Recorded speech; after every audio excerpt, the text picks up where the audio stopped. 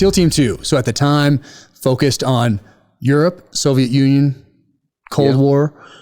You get there, winter warfare type training. What was cold weather warfare training like back then? And what was it like to train with the Norwegian Jagers? That's the one thing, or there's two things I wish I'd done in the SEAL teams. One was to do that, but soon after I got there, September 11th happened. So it was really all Iraq, Afghanistan type things.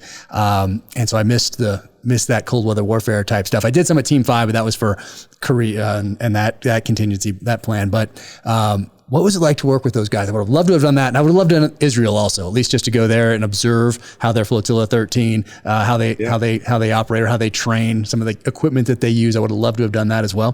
Those are the two things I wish I'd done. But what was it like to train with those guys?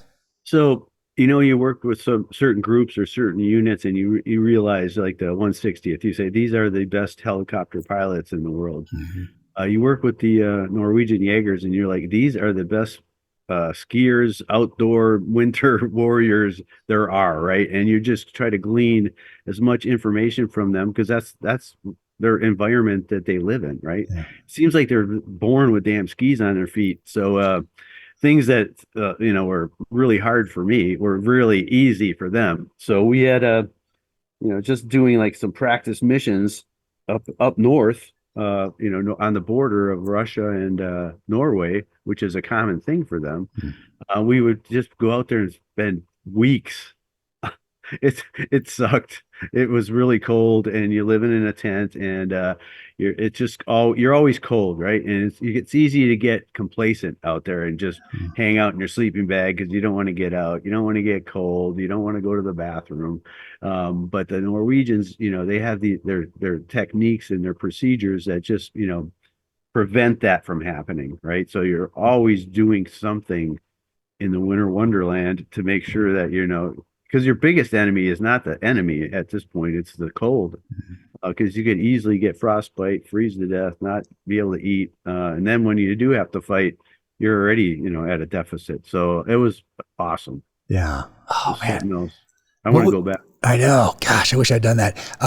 Did they have some sort of a team room or team area or something like built in the side of a cliff somewhere? Some guys were telling me about. They called it, it was a house. They called it the Jager house, and it was very close to where their base was. And they usually had about 6 to 8 of those guys that would actually live in this.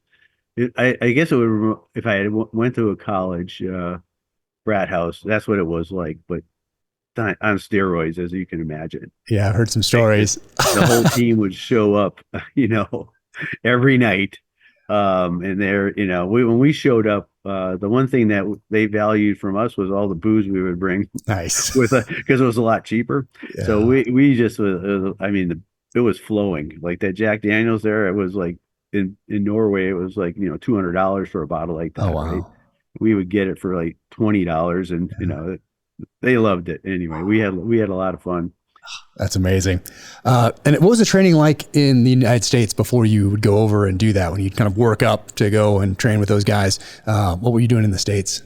We did, most of our winter training, we actually went over to Goose Bay, Labrador, Canada, and which was pretty close to Virginia Beach. And there was a joint Brit American Air Force base up there. And we would just do our thing up in the mountains of Canada. You know what I mean? Some of the training, they drop us off on the top of a mountain. We had to navigate our way back home, and it would take weeks to make this happen, right? You'd have to get resupplied along the way. But back in those days, there were no GPSs. It was all map and compass, and I don't even know if a GPS would have helped you. But anyway, it was a hell of an experience. And then by the time you got to Norway, everything's different there. The snow's different, the humidity is different, so you had to learn different techniques. You had to use different wax on your skis, all that kind of different stuff. Yeah, even your weapons were like fired differently just because of the environment. So, did you guys take M14s out there? What do you carry? No, we would. It was a mix. Yeah, we didn't. We were East Coasters, so we used mostly M4s. Okay. It was lighter, and at that point, when we were in that environment, we were usually in the tree line, you know what I mean? So we weren't taking these long shots. Okay. That you would think. Gotcha. Different mentality. If you enjoyed that clip, watch the full episode here or another clip here.